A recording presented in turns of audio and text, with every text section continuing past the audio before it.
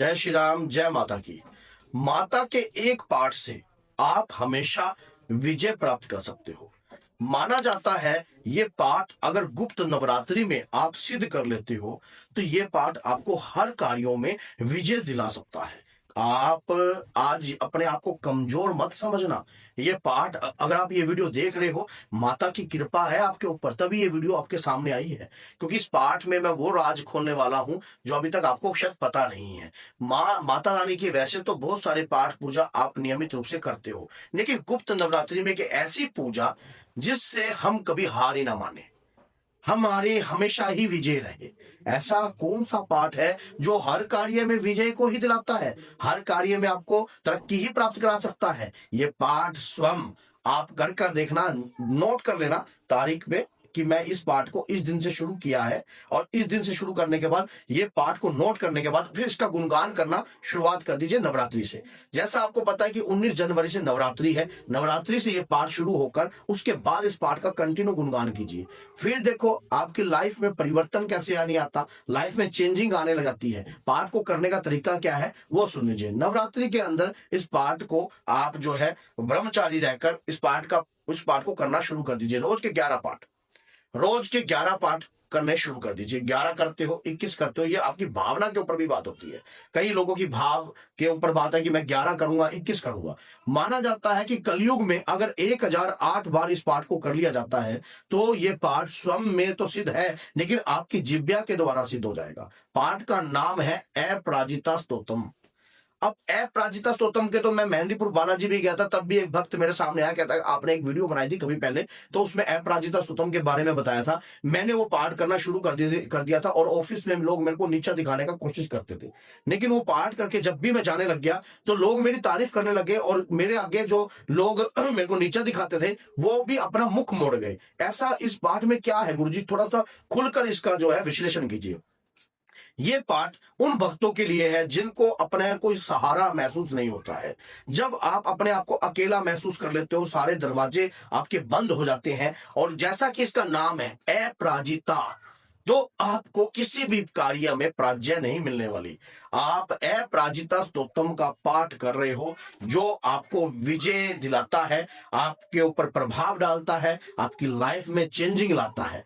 ये पाठ आपको स्वयं ऐसा लगता है कि आपके अंदर एक ऊर्जा का वास आ गया है, आपके शरीर पर एक शक्ति का वास आ गया है। ये पाठ जो आपको मिल रहा है आज, इस पाठ को कहां से मिलेगा? ये पाठ आपको दुर्गा सप्तशती में मिल जाएगा। दुर्गा सप्तशती की पुस्तक के अंदर भी है, और कई पुस्तकों में इस पाठ का जो है जिक्र कर रखा है, और कई पुस्तकों में नहीं कर रखा, लेकिन अलग से भी इसकी बुक आपको मार्केट में अवेलेबल हो जाएगी।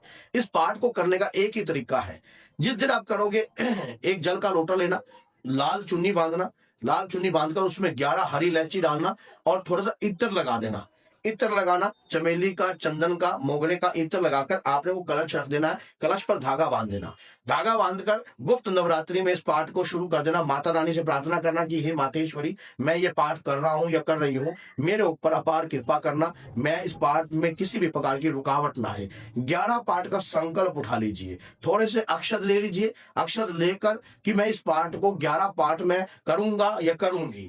सुबह से शाम तक आप या रात्रि तक आप 11 पाठ कर सकते हो। लगातार भी 2-3 घंटे बैठकर भी आप 11 पाठ कर सकते हो। अगर सुबह से लेकर रात्रि तक पाठ करते हो तो ज्यादा उचित रहता है, जिससे आपके अंदर एक ऊर्जा भी बनी रहती है, और एक दबाव भी नहीं आता, और आपके ऊपर कोई प्रेशर भी नहीं आता। कई बार प्रेशर में हम कुछ त्रुटियां कर देते हैं पाठ पूजा करने में भी, जिसके कारण दिक्कत समस्याएं बढ़ती हैं। पाठ को इसी प्रकार से करना चाहिए। सुबह से लेकर शाम तक जब आप इस पाठ को करोगे तो आपके अंदर एक ऊर्जा का घेरा बनने लग जाएगा।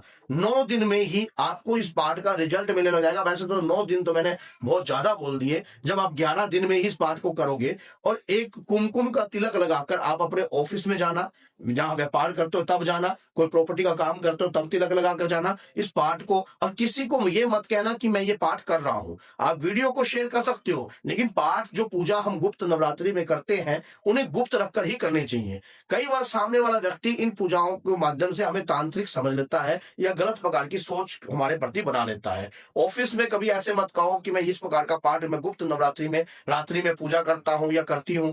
सामने वाला व्यक्ति की सोच आपके प्रति जो है बदलने लग जाती है। तो ऐसा जो है आप अपने आप को पूजा पाठी तो दिखा सकते हो, लेकिन रात्रि की पूजा अधिकतर लोग ये समझते हैं कि रात्रि में जो व्यक्ति पूजा करता है वो तांत्रिक होता है।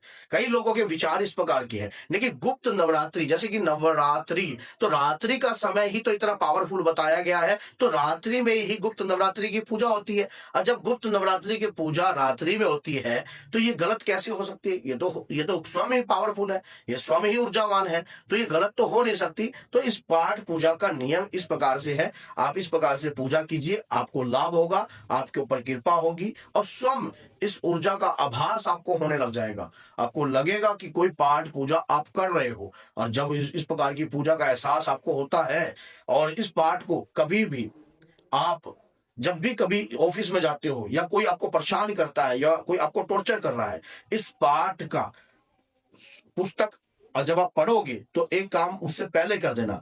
एक दुर्गा सप्तशी के अंदर संपुट लगते हैं, दुर्गा सप्तशी के पाठ के, उस संपुटों को आप आगे लगाकर और फिर एंड कर कर संपुट से इस पाठ को पूर्ण करना। संपुट कहां से मिलेंगे? दुर्गा सप्तशी की किताब में होंगे। अगर वहां नहीं है तो जो है आप हमारे को कमेंट करना कि संपुट कहां से मिलेंगे, तो हम जो है आपके संपुट के लिए स्पेशल एक वीडियो बना देंगे कि माता रानी के इन संपुटों को लगाकर भी आप माँ के पाठ कर सकते हो। संपुट लगाकर पाठ करने से पाठ का जो फल होता है वो कहीं गुना बढ़ जाता है, और वो पाठ जो है आपका और भी ज्यादा प्रभावशाली हो जाता है। लाइफ में आपको एक अलग मोड़, एक अलग रास्ता दिखाने का पूर्ण प्रयास जो है वो पाठ आपके लिए करता है। लेकिन करता कब है? जब आप सही रूप से कार्य करना चाहते हो। अगर सही रूप से कार्य करना चाहते हो तो इस पाठ को उस विधि के अनुसार कीजिए जैसे मैंने बताया है। गुप्त नवरात्रि में आप पहले ही मुझे कमेंट बॉक्स में लिख देना कि संपुट चाहिए।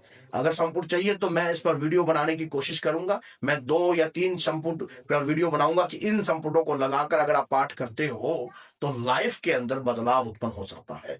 तो अगर ये वीडियो आपको अच्छी लगी है और लगा है कि वीडियो आपके लिए कल्याणकारी है, हितकारी है, तो ये वीडियो अपने तक मत रखना, 10 लोगों तक जरूर शेयर करने की कोशिश करना, ताकि सामने वाला व्यक्ति भी अगर पूजा पाठ कर कर इस प्रकार अपनी लाइफ में चेंजिंग ला सकता है, बदलाव ला सकता है, अपनी लाइफ में अपने आप को बदलने की कोशिश कर सकता है, तो इस पाठ की ऊर्जा से वो दूसरों को भी बदल सकता है।